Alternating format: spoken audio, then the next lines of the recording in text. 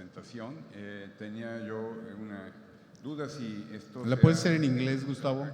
Please. Yes.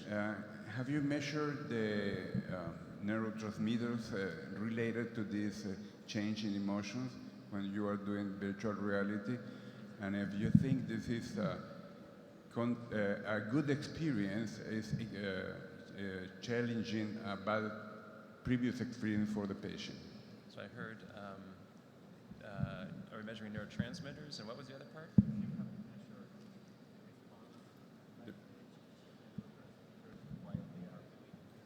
Yeah.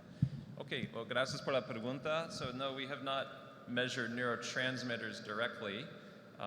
That is an interesting approach. We have measured cortisol, which is not a neurotransmitter, but it's at least a biomarker. We are not equipped right now, at least my lab is not equipped to look at neurotransmitter levels, but I think there's an interest in understanding the biological mechanisms of action in general, and would love to hear more about any thoughts you have on how best to do that. Thank you. ¿Quieres hacer una pregunta, Enrique? Sorry, doctor. No, You first. I just wanted to ask a question. He wants to finish. Yeah, but I think his next question is not involved with it, so you can go ahead. Okay. Hey, Brennan, great talk. I was transformed. I want to ask you a couple of questions. So, one is, when you are trying to compare this in a scientific manner, what is the right control, right? It's very difficult to think about what a control is for the, whatever we want to call it, even though the placebo effect may not necessarily describe this.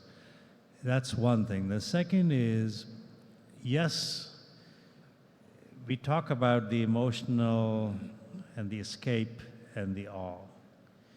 But there are also very profound physiological changes that you are doing that may not be perceived by the patient. For instance, the vestibular system we know is highly activated, which is one reason why nausea actually is a common side effect, at least in the gaming industry. So I'm not sure if we know the answers to this, but I thought I'd ask.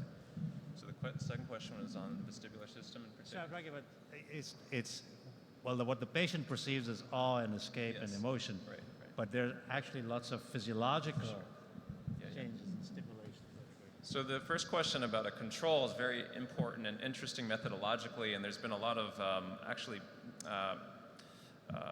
best practices now written about what a control should be. So we typically use a sham control. So they use a virtual reality headset, and they actually see very nice images, but they're not immersed. It's like looking at a two-dimensional screen on a big screen TV on a wall. It turns out that works pretty well too, and it may be a little too effective. So we're starting to see some negative studies that might actually indicate it's just having the headset and seeing pretty pictures more than the immersive environment. We don't know yet. But we use a sham control for we have 3 NIH trials right now that all have a sham control. As for the other unknown or untoward effects, I mean, you mentioned the vestibular system, and it turns out the inner ear is not just about telling you up, down, left, right. It actually is the glue that holds the mind and body together. It's one of them. If you have an inner ear problem, people get anxious, they have panic attacks. We see vestibular dysfunction in functional GI patients. It is a much more interesting function than simply telling you accelerometry. And that's important because when we're moving people around in a headset, if there's a little delay between the visual and the vestibular, they can get sick. And that happens about 5% of the time. We try to minimize that by having very little motion, as opposed to riding on roller coasters or games that kids play can make people very sick very fast. So there are many different effects that some we know, some we don't know, that we need to understand more. So it's a really helpful question. Perdón, yo quería hacerte una pregunta a ti, Enrique. Muchos pacientes que veo en la consulta ya están como muy conscientes de la fruta kiwi como parte de de su tratamiento de constipación. ¿Tú qué opinas de estos trabajos que se han publicado en relación al kiwi? Sí, ese trabajo publicado por la Universidad de Michigan, de Bill Shea, es uno de los principales promotores. Igual diría que es una suplementación de fibra que puede tener resultados, no sé si a largo plazo, porque conseguir o disponibilidad de kiwi todo el tiempo por un largo plazo sea factible, aparte de ser económicamente viable en algunas ocasiones. Vuelvo al punto de que cualquiera que tenga la fibra que sea, pero que le dé beneficio al paciente, combinada a veces periodos de una y de otra, pueden ser de utilidad. Esto no está, digamos, es realmente estudiado, pero creo que es importante centrar en las preferencias del paciente, ¿no? Quisiera nada más una sola pregunta para Brennan. Is there any concern about the safety of the use of this virtual reality, not as for the device, but as an addiction, to be attached on that? Yes, it's a very important question. And we look for evidence of addiction in all of our studies. It's built into the protocol.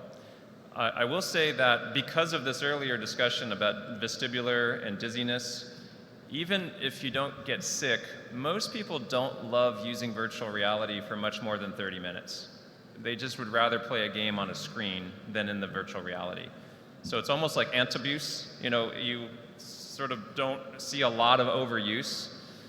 We still do measure it, but we have not seen evidence of significant abuse or addiction. We do occasionally see some people using it more than we expect, but we've also seen those same people with lower pain scores and less opioid usage.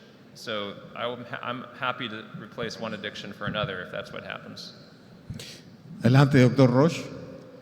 Sí, al doctor Pariscia, quisiera yo saber si existe alguna publicación en relación a la piloromiotomía, el tratamiento quirúrgico, para aplicarlo a la gastroparesia. Is there any studies for piloromyotomy in gastroparesis? Yes. But thank you for the question. The question is, are there any studies of pyloromyotomy in gastroparesis? And yes, there are many studies now. Originally, it was just laparoscopic or surgical pyloromyotomies or pyloroplasties, but in the last 5 to 7 years, we have seen virtually all the work being done with what we call G-POEM, right? And there's some studies from Mexico, very large studies for terms which have shown very, very good results.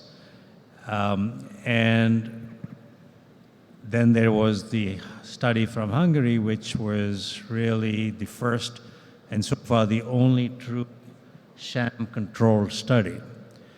And in that sham control study, it only worked for diabetics and not idiopathic gastroparesis. And these patients were followed for only 6 months. So on the one hand, we now have hundreds, if not thousands, of patients who are being treated with G-POEM.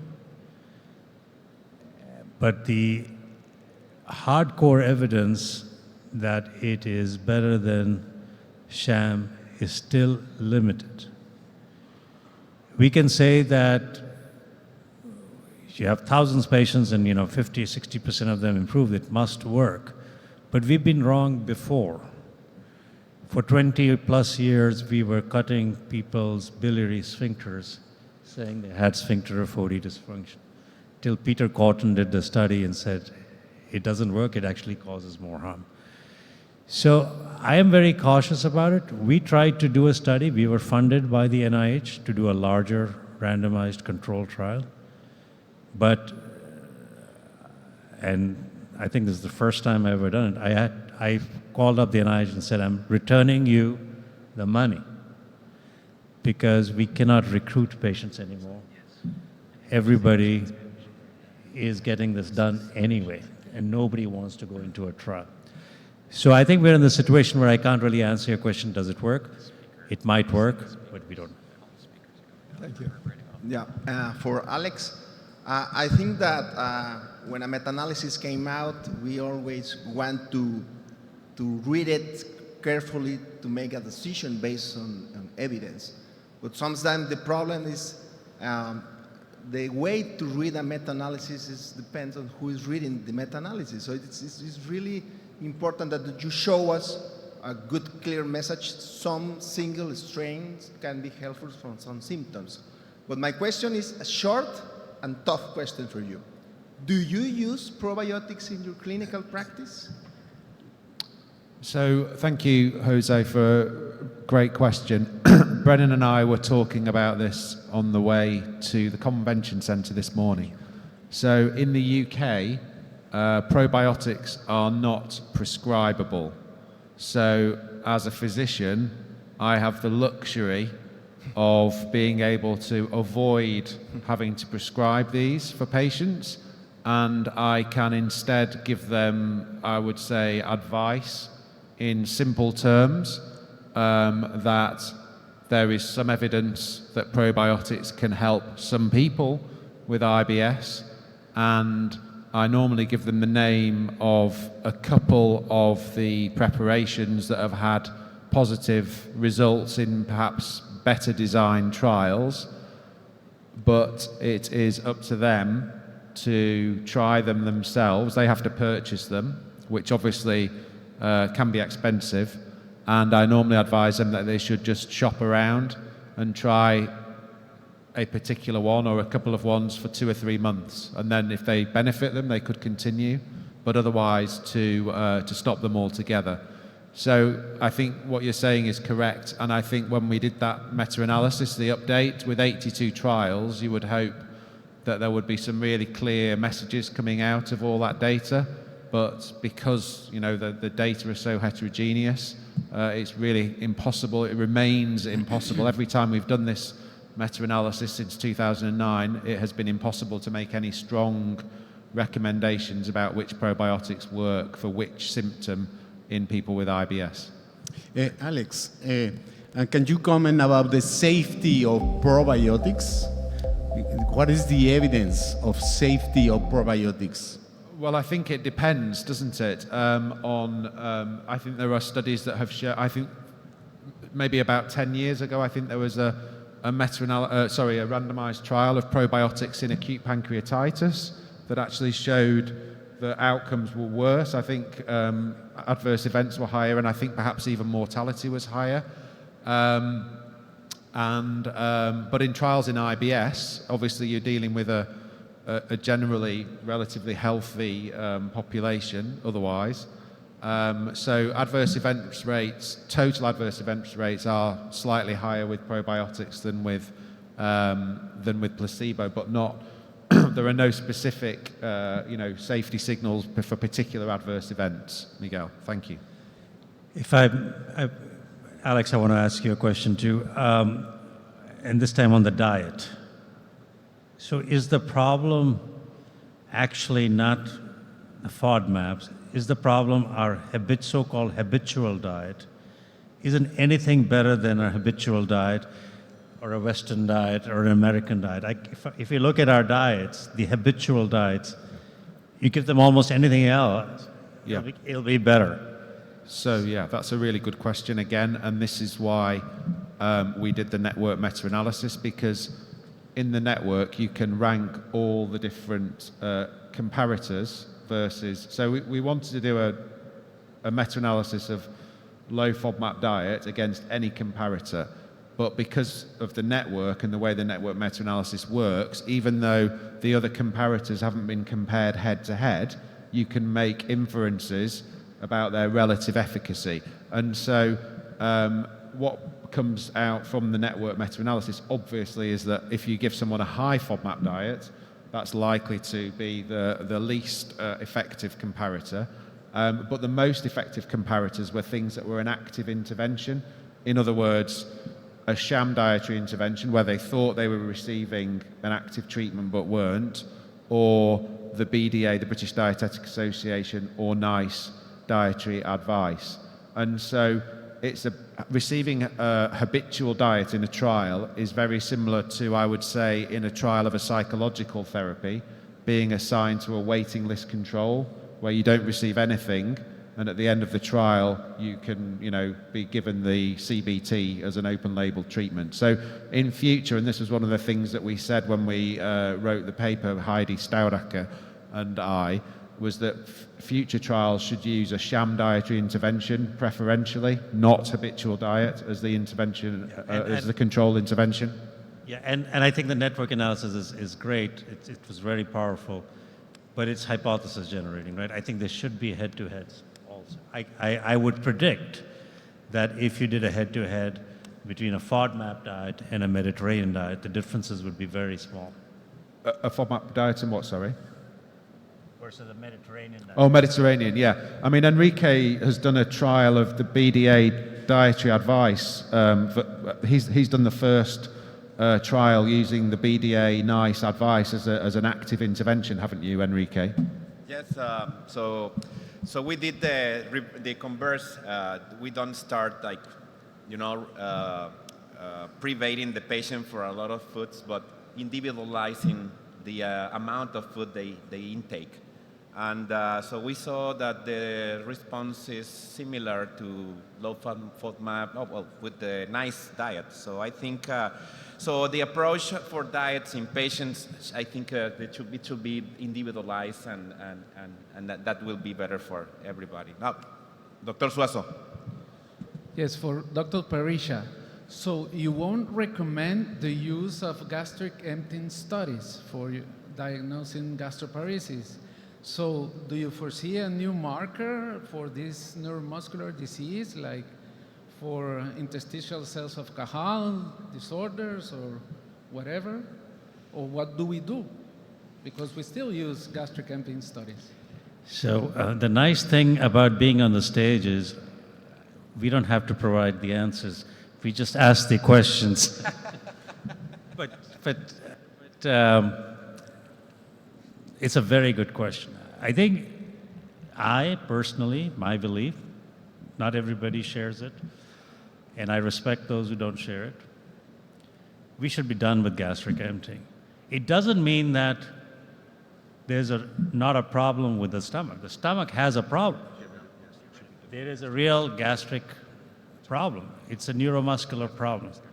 But gastric emptying is not a good way to study it. My bias is that functional MRIs will become the way that we will, for the first time, get a full picture of what goes wrong in the GI tract. We are not there yet. The Europeans have made a lot of more progress on this than we have. We have not standardized the techniques. Our radiologists are not comfortable with interpretation, but I think in the next 2 or 3 years, we are going to start seeing that happen. And then we'll get much more than just transit, because that's what gastric emptying does. It just gives you transit. And it doesn't tell you what's wrong with the fundus, it doesn't tell you what's wrong with the antrum, with the pylorus, all of that stuff. So we will get there as far as physiological markers go. And very soon, we will actually get to serum markers as well. And we may be presenting that at DDW next year. Muchas gracias a nuestros ponentes. Fue excelente este módulo, la disfrutamos demasiado. Espero que ustedes también lo hayan percibido así. Un aplauso para ustedes. Y tenemos un receso, a las 11 reinicia el siguiente módulo. Si alguien perdió unas llaves de un Toyota, están en el registro. Good timing? Good timing, just perfect.